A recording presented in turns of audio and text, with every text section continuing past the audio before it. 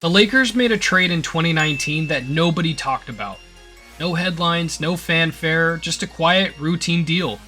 But now, 6 years later, that trade is haunting them. They didn't give up a superstar, they didn't lose a future MVP, they lost something even more rare. A gritty, dependable big man that every championship team needs. And the worst part? They gave him away. For nothing. This is the trade that might have cost the Lakers everything. This wasn't some high-profile disaster, like the Nets trading their future for aging KD and Kyrie. This wasn't a what-if like Portland skipping over Michael Jordan in the draft. This was a sleeper mistake. The kind of move that flies under the radar in the moment, and then years later you realize, oh no, we messed up. Bad. And for the Lakers, it's too late to fix it. Let's rewind. LeBron James signs with the Lakers in 2018. A new era begins. But that first season, yikes. They finished 37-45, and they missed the playoffs. They had young talent though, a lot of it. Lonzo Ball, Brandon Ingram, Kyle Kuzma, Josh Hart, Alex Caruso, Ivica Zubac. None of these guys were stars, not yet. But they were developing. They were growing together. And more importantly, they were cheap. The Lakers had a golden opportunity to develop a young core around LeBron, and they threw it away. Of course, the Anthony Davis trade happened in 2019, and that was a smart move. They gave up the farm, Ingram, Lonzo, Hart picks, and it paid off with a title in 2020. Say what you want about the bubble, it still counts. Banners are hanging, rings are on fingers, so yeah, that trade, absolutely worth it. But there was another trade, a minor footnote at the time. One that didn't get talked about on ESPN. One that didn't trend on Twitter. And yet, it might be the move that doomed the post-title Lakers.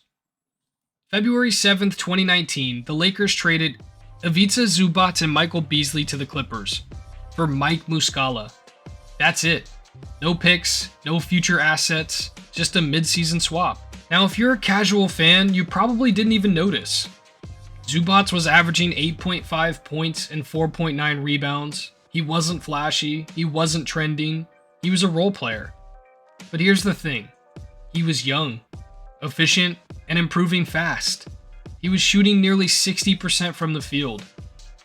And he was holding his own against veteran bigs like JaVale McGee and Tyson Chandler. And the Lakers, they just gave him away. So why'd they do it? The Lakers wanted floor spacing. Muscala could shoot threes, Zubac couldn't. And LA needed shooters around LeBron. The logic kind of made sense in theory, but in reality, Muscala played 17 games for the purple and gold. He scored 5 points a night. He didn't help in the playoffs. Then he left in free agency. Gone. Meanwhile, the Clippers saw exactly what Zubac could become. A low-maintenance, high-efficiency big man who doesn't complain and he just plays. Fast forward to today. Zubac has blossomed into a legitimate force in the NBA. This season alone, he's averaging 16.4 points per game. He's also averaging 12.5 rebounds per game, 4th in the NBA, behind Sabonis, Towns, and the Joker. He's shooting 62.4%, which is good for 5th in the league. And he's averaging 1.2 blocks per game. But last, and certainly not least, he's played in 75 of 78 games for the Clippers. And in a league where load management is everywhere, he's become Mr. Available, Mr. Reliable. The exact type of player that wins you playoff series. Oh, and on April 6th, 2025, Zubac made NBA history. 25 points, 10 rebounds, no missed shots, no turnovers. That's never happened before in the history of the NBA.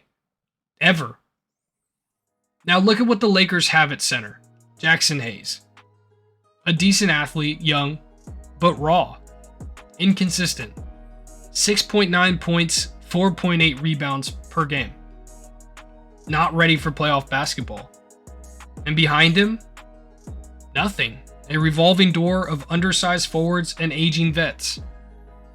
Imagine this Lakers lineup with Zubac, Luka Doncic, Austin Reeves, Rui Hachimura, LeBron James, Ivica Zubac. That's a team with balance. Offensive firepower, defensive stability, rebounding. Zubac would give LeBron and Luka extra possessions every night. He'd clean the glass. He'd set monster screens. He'd do the dirty work that nobody wants to do. But instead, they gave him away for 17 games of Mike Muscala. Come playoff time, the game slows down. Possessions matter more. Half-court execution becomes everything. And that's where a guy like Zubac shines. He's not just a regular season stat patter. He's built for the gritty, physical style of postseason basketball. He sets hard screens, boxes out with intention, and he doesn't need plays called for him to impact the game. He gives you second chances with offensive boards and shuts down possessions with defensive rebounds. Every elite playoff team needs an anchor, someone who can protect the paint, finish at the rim, and control the glass. That's Zubac. And the best part? He doesn't make mistakes. He doesn't force bad shots. He doesn't turn the ball over. That kind of dependability is invaluable in high-pressure playoff moments. When your stars are being double-teamed and defenses are switching everything, you need someone who stays steady and knows his role. Zubac's physicality wears down opponents over the course of a 7-game series. He frustrates smaller lineups. He punishes switching defenders. He's the kind of big you can leave on the floor in the fourth quarter, and not hide on the bench because of poor defense or lack of mobility. His game was tailor-made for playoff basketball. The Lakers love chasing stars. They always have. Shaq, Pau, Dwight, LeBron, AD, Luka. But sometimes it's the role players who make or break a dynasty. Think about it. The Warriors didn't win without Kevon Looney and Draymond Green. The Spurs dynasty doesn't exist without Bruce Bowen and Boris Diaw. The Celtics needed Drew Holiday and Kristaps Porzingis. The Bucks don't win in 2021 without Brook Lopez. Zubac could have been that guy for the Lakers. The perfect glue piece. The missing link between LeBron, Luka, and a dominant front court. But they never gave him a chance. People are going to talk about the Luka trade forever. And they should. It was massive. But if you want to understand how a franchise quietly ruins its own future, look at the Zubac trade. They gave away a borderline all-star level big man for nothing. Not a bad contract, not a package of picks, just 17 games of a shooter who didn't pan out. This wasn't just a bad trade. It was a failure in vision. The kind of mistake that doesn't show up right away.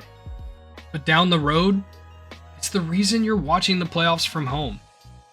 This is the trade that set the Lakers back years, and they may never recover from it.